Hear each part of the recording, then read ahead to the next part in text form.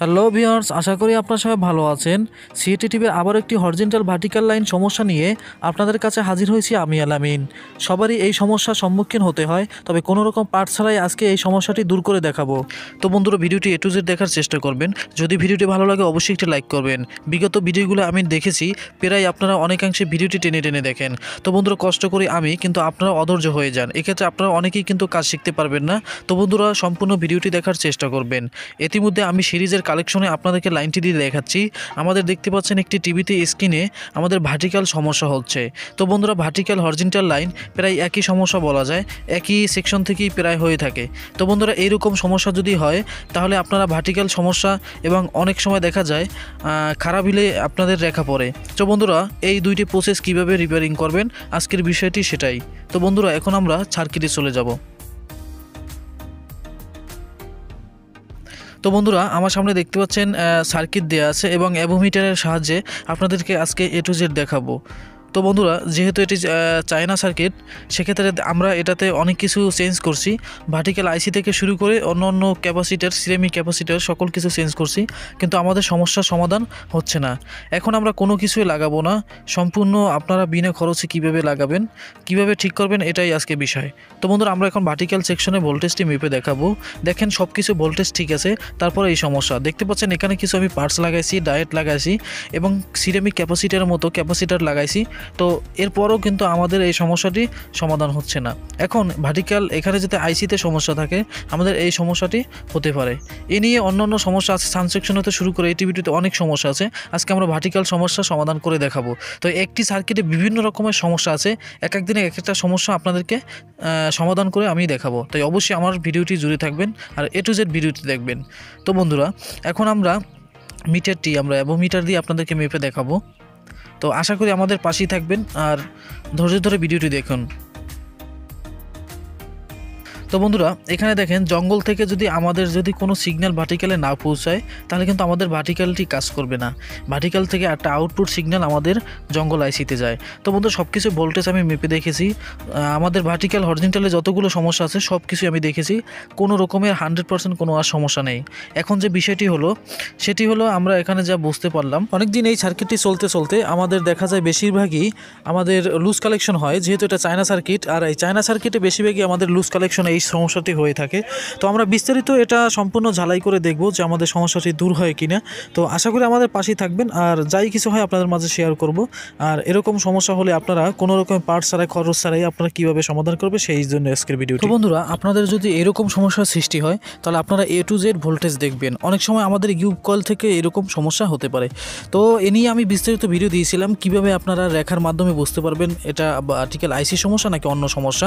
সেটিও একটি পিকচারের মাধ্যমে আমরা যখন রেখা পড়ে তখন দেখেই কিন্তু বলতে পারি। এ নিয়ে বিস্তারিত আলোচনা করা আছে, আগের ভিডিওগুলো আপনি দেখে আসবেন। তো বন্ধুরা, এরকম যদি আপনারা কোনো সমস্যার সমাধান যদি না খুঁজে পান, অনেক কিছু চেঞ্জ করবেন, এতেও যদি আপনাদের এই সমস্যার সমাধান না হয়, তাহলে যে কাজটি করবেন, এখানে হলো আপনাদের জঙ্গল আইসিটারে সম্পূর্ণ আপনারা সোল্ডারিং করবেন ভালোভাবে, কোনো রকমের জানি শর্ট না হয়। এরপরে দেখবেন আপনাদের এই সমস্যাটি 100% চলে যাবে। এখন বিষয়টি হলো, আমাদের ওরকম সমস্যা হয়েছে কিনা সেটি আমরা পরে বলছি। এখন আপনাদেরকে কিছু ভোল্টেজ মেপে দেখাই, কীরকম ভোল্টেজ আপনারা থাকলে বুঝবেন যে আসলে টিভিটি আমাদের সম্পূর্ণ ওকে আছে এবং ভার্টিক্যাল সেকশনগুলো সমস্যা নাই। আর ভোল্টেজ কীরকম থাকে সেগুলো আপনাদেরকে একটু মেপে দেখাই, তাহলে আপনারা হয়তো আরও ভালোভাবে বুঝতে পারবেন। এই জন্য ভিডিওটি অনেক সময় বড় হয় বন্ধুরা, আপনারা টেনে দেন আর অধৈর্য হয়ে যান। আপনাদেরকে বোঝানোর জন্য অনেক সময় ভিডিওটি বড় হয়ে যায়। আবার আপনারা অনেকেই বলেন যে বড় করতে, তাই আপনাদেরকে বারবার বড় বড় ভিডিও আপনাদেরকে উপহার দিচ্ছি। দেখতে পাচ্ছেন আমাদের এখানে 27 ভোল্ট এবং 25 ভোল্ট এবং মাঝের পিনে কিছু আয়ার ভোল্টেজ আছে। তো আমাদের এই যেখানে 27 ভোল্টটি ইন হবে সেটি আমাদের ঠিক আছে।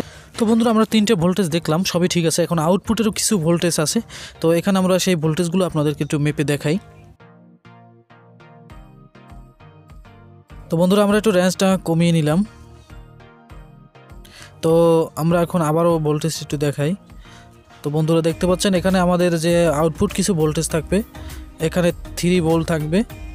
তো 3 ভোল্টের মতো এখানে দেখেন, 3 ভোল্টের মতো আছে আমাদের এখানে, একদম শেষের পিনটে 3 ভোল্টের মতো আছে এবং দেখতে পাচ্ছি এখানে আরও 3.3 ভোল্টের মতো এখানে থাকবে।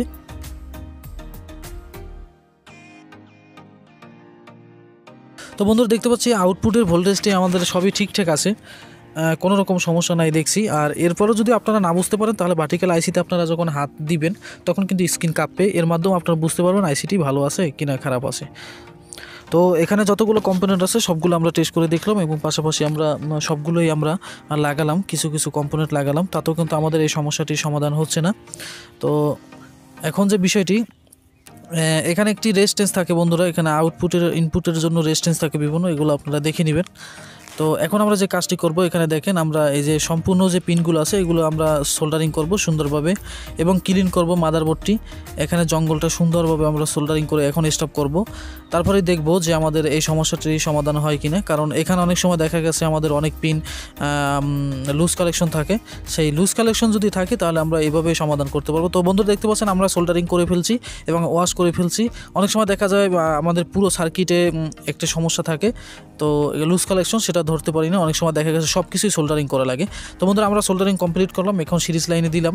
সিরিজ লাইনে সবসময় ব্যবহার করবেন, এতে আপনাদের অনেকটাই রিস্ক কমে যাবে। তো এখন আমরা স্ক্রিনে চলে যাব। তো বন্ধুরা আশা করি এখন আমাদের স্ক্রিনটা আসছে। তো দেখতে পাচ্ছেন কোনো রকমের কোনো পার্ট ছাড়া, কোনো খরচ ছাড়াই দেখেন কিছু লাগালাম না, যেগুলো লাগাইছি সেগুলো কোনো কাজের না। তো দেখতে পাচ্ছেন পরবর্তীতে যে আমরা যে সোল্ডারিং করছি জঙ্গল পিনটা, সেটা কিন্তু আমরা করতে গিয়ে আমাদের কিন্তু টিভিটি এখন ওকে হয়ে গেছে। তো এভাবেই আপনারা নতুন নতুন টিপসগুলো আমার ভিডিওর মাধ্যমে আপনারা পেয়ে যাবেন। আর অবশ্যই A to Z দেখবেন, তাহলে আপনারা এরকম কাজ শিখতে পারবেন।